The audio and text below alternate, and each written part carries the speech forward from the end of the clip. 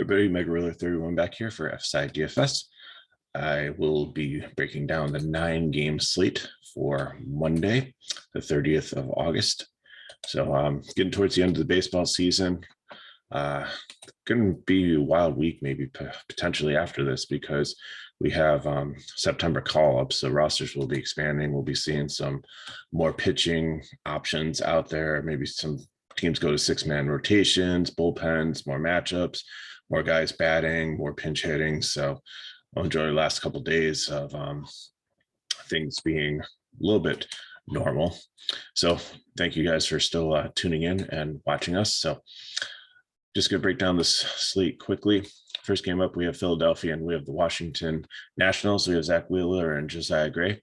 I think you can make a case for both pitchers here. Zach Wheeler, I think there's 3 pitchers tonight that we're looking at up top. DK, Wheeler, Ray, and Burns. I think out of the 3 of them, Wheeler is going to be my favorite here. Washington really doesn't have a great lineup. There's some strikeouts there, so maybe you have to watch the weather. It looks like a 50% chance of rain up until 7 o'clock, and then only 20% after that. So maybe a late start, but other than that, I think it's fine. But again, things can change. Josiah Gray on the other side. Philly's a little bit banged up. They've lost a couple of people out of their lineup. Hoskins is out for season. Real Muto might not be in today. So Josiah Gray is a little expensive at 8.8, but in a tournament, I think he's viable. Next game, we have the Toronto Blue Jays and the Baltimore Orioles. We have Chris Ellis and Robbie Ray. Robbie Ray has had some bad starts. He's had 2 good starts against Baltimore here, I think, in Toronto. Definitely playable. Ellis on the other side, no way. Toronto has the highest total on the slate of 6.28. So I definitely want to stack Toronto, the top stack of the night. The Baltimore Orioles, maybe against Ray if you think he's going to struggle, would be a leverage stack. Boston Red Sox and Tampa Bay Rays. In Tampa Bay, Pivetta and Patino, both pitchers are I think maybe 15 DK points between the 2 of them. $400 separates them in salary. I think either one of them you may be able to play in a GPP if you're looking for a cheap pitcher, but I don't necessarily love either one of them. Like the offenses, even though the totals look a little bit low, only a 4 for Boston against Patino. I don't understand why Vegas has him, and sometimes some of the projections have him like a stud pitcher, and teams have such a low total against him. But I definitely like the Red Sox here. I know they still have a couple guys out with COVID, so just watch that. I remember the Yankees had a couple guys out with COVID, and then slowly some other guys started dropping out of the lineup. So, but I think we're still okay here. I like the top of the lineup definitely, but there's also some value. If you stack 5 through 9 here, you can save a lot of money, or even take a 3-man stack in there and you can get a bigger stack in there like Toronto if you make the positions match up. Tampa Bay on the other side, I think they can put up runs. I think it'd be a full stack. I don't think I'm taking any one-offs here, and it's GPP more than cash. Next up, we have the Colorado Rockies and the Texas Rangers. We have German Marquez and AJ Alexy. Marquez, I think, is going to be my SP2 on slate. I think he's going to be very, very popular today against this Texas lineup that is not very good. Alexy on the other side, young pitcher, struggles with control a bit. So, but he's very cheap. So if you're trying to make a high-end stack work in a tournament, I think you'll see some ownership there just based on his pricing. He's not horrible as a pitcher, but how deep does he go? How long does he go is the question. And like Colorado bats here, but they're priced like they're in Coors for some reason. Joe at 4.5, he was a 3K batter on the road not too long ago. Rogers 4.7, Blackman 5.5, Story 5.6, Cron 5.2, McMahon 4.9, Elias Diaz 4.9. I don't understand what's going on with the algorithm. So I think in a tournament, if you want to stack them, they're probably going to cost you as much as stacking. So probably the Yankees or maybe even the Dodgers. But I think, they're going to have little ownership. So I think that's definitely something to look at there. Texas, maybe leverage stack, but I'm not super interested in them at all against Marquez. New York Yankees and the Angels. I have Tyler Kyle Tyler pitching for the Angels. Ohtani's on the player pool because they don't know if he's pitching. I've seen Quantrell, like no idea, but not interested anyways. Cory Kluber is making his return. I've seen it all over, the New York papers, on the Yankees website, that, celebrating it. I didn't think he was a great pitcher before he went out. Maybe it was something to do with the injury. But here's the issue. It looks like he's just going to be an opener here. He's going to go 2 to 3 innings, and I think Heaney's going to come and back him up, and then they'll go to the bullpen. So I just stay away from this situation. Not interested in the pitchers here at all. Yankees bats, definitely like them as a stack. I think they're relatively affordable. Like Colorado, I think, is more expensive than them. Colorado has 2 5K players. Judge is the only 5K player here. And I think they didn't know how to price them because they didn't know who the pitcher was going to be, if it's a righty or lefty. So I think they just kind of went middle of the road. So definitely some value here with these bats compared to usual. So we'll just have to see who the pitcher is there. Angels on the other side, not really interested. Kluber and Heaney, even if they struggle a little bit, the bullpen will come in, and they have a really strong bullpen, so just stay away there. San Diego Padres and the Arizona Diamondbacks. We have Chris Paddock coming back from the disabled list, and Tyler Gilbert, who had no hitter against them last time we faced them. Well, Tyler Gilbert's come back to earth. If you want to take a shot on him in the GPP, thinking that he's got the Padres numbers, anything can happen. It's possible. GPP only, but pretty risky. Paddock on the other side too.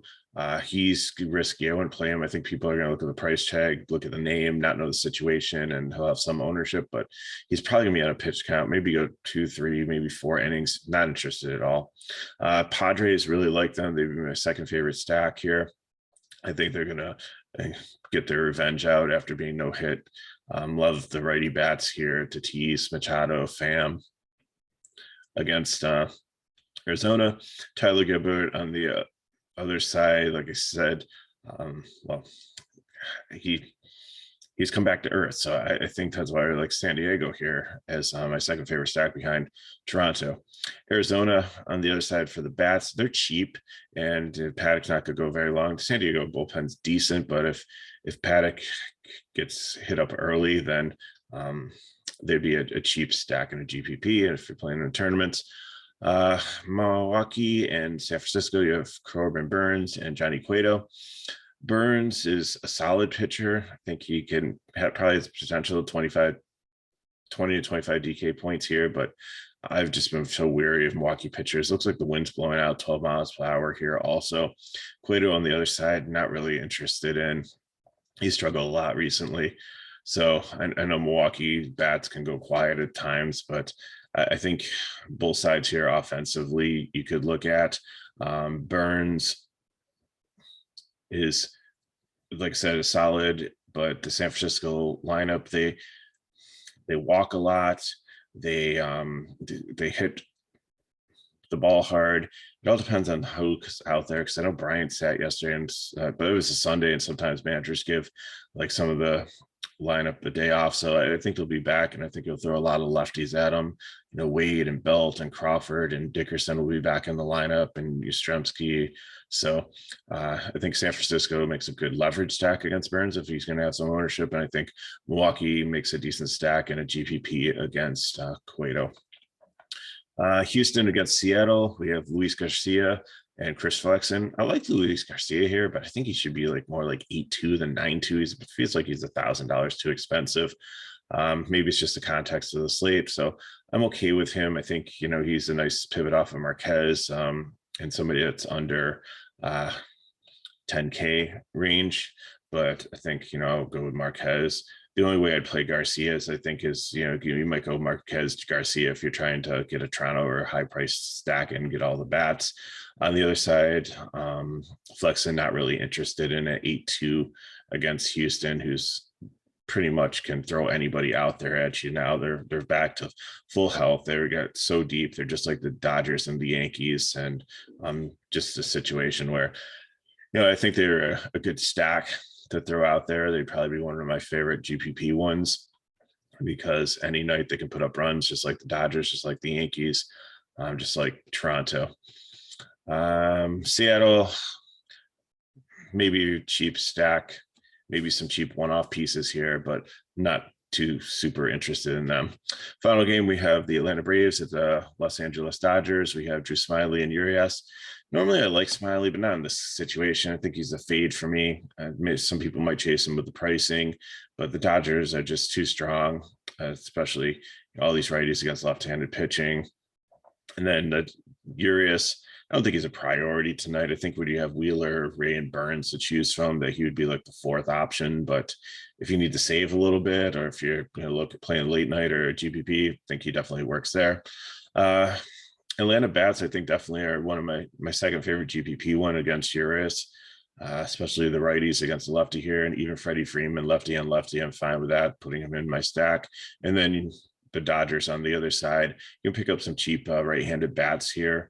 Sometimes like Pujols will play, usually against a lefty, Pollock, Turner leading off. The other Turner, he actually pitched yesterday in the ninth inning. The game wasn't that far out of hand. I think the Colorado only had 4 or 5 runs, but so that was quite interesting. So he didn't give any hits or any runs, I don't think. So, but he should be back at third base today.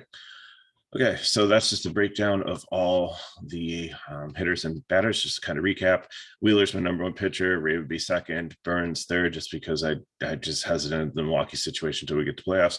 Yurth would be the fourth, more of a GPP. Medium range, love Marquez. Garcia, I think, is a decent pivot off there. Pivetta and Gray from Washington would be other guys I'd consider in the medium range in tournaments, but only if they fit my lineup, not a priority. Cheap guys, there's really nobody I'm super interested in. I think if you want Chase Gilbert, if you want I wouldn't play Paddock, just because he's too risky there. Cueto, I really don't like that play either. Alexi is, I guess, a YOLO play at just 4.7. So like I said, Smyly is just risky also. I wouldn't play Kluber, I wouldn't play Flexen, I wouldn't play Ellis. So I just think there's a very small pitcher pool to, I think you got to pick 3 of the top guy, or out of the top 3 guys, pick one of them. It's hard to get 2 of them in, and then Marquez or Garcia. Or just start with Marquez and Garcia and then get a lot of bats. So for bats, let's see, Toronto, San Diego, the Yankees, and Dodgers are my favorite ones. Philly, Atlanta, Houston, and Tampa Bay would be the GPP ones that I like. You can throw Boston in there, but I kind of like the Boston as a cheap stack today, taking maybe as a secondary one between the 5 and 9 position. Arizona, Seattle, and Washington would be the other cheap ones to look at, or maybe one-offs to fill in your lineup. And then for leverage, San Francisco, Baltimore, or Colorado, maybe Texas. But Colorado, like I said, I'm definitely going to play them in GPP today, but they're just so expensive. Okay, so let me pull up DraftKings quickly here, and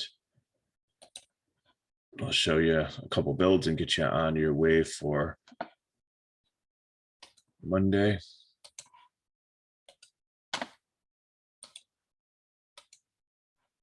Okay, so I have it built up a little bit here already.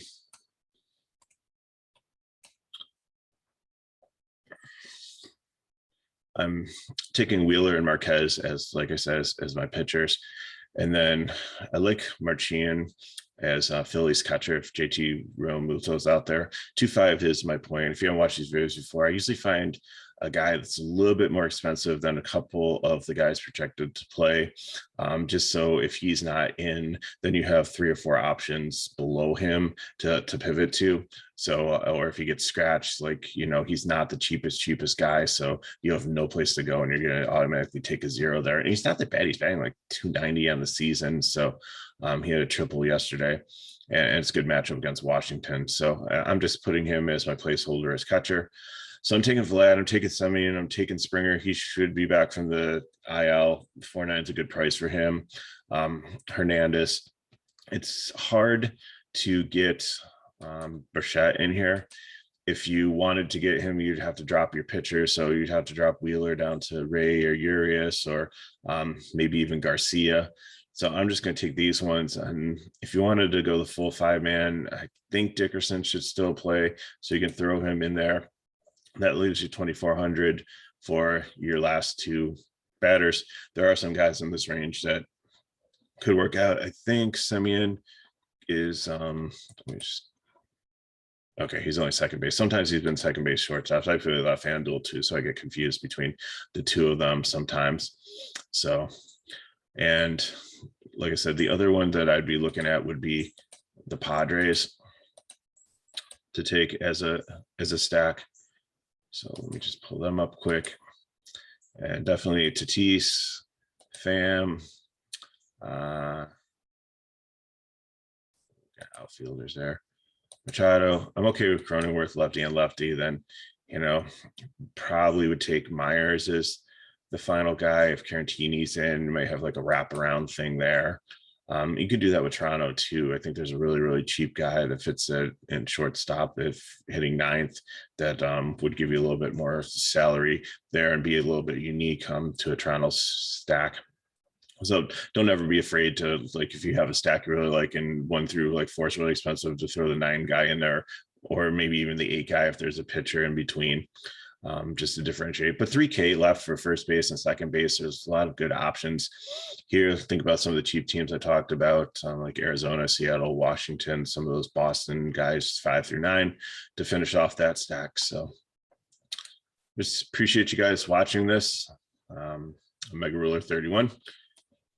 And if you guys have any questions, as always, leave some the comments below, and we'll try to get back to you and help you out with there. Hit me up on Twitter at MegaRuler31. And like I said, it's a nice Monday for baseball, nice 9-game slate, only one game, that Philly game, that might have some rain.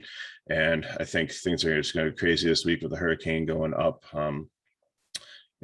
Prayers to all you down in Louisiana that are being affected now, but as it goes through the center of the United States and up, and it looks like it's going to hit the East Coast on Wednesday or Thursday, baseball could be a little bit crazy with weather. And also with September call-ups, you're going to see some new guys and some situations where it becomes more fluid, and you have more pitch hitting, more matchups from bullpens, more 6-man rotations and things like that as we run out the season and head into the playoffs. But that's why we're here. We're going to continue to make videos for you guys to help you out, try to find those hidden gems out there. McKinley and I will dig in deep, and we'll bring you our knowledge. And I appreciate, again, watching, and good luck on your slates today.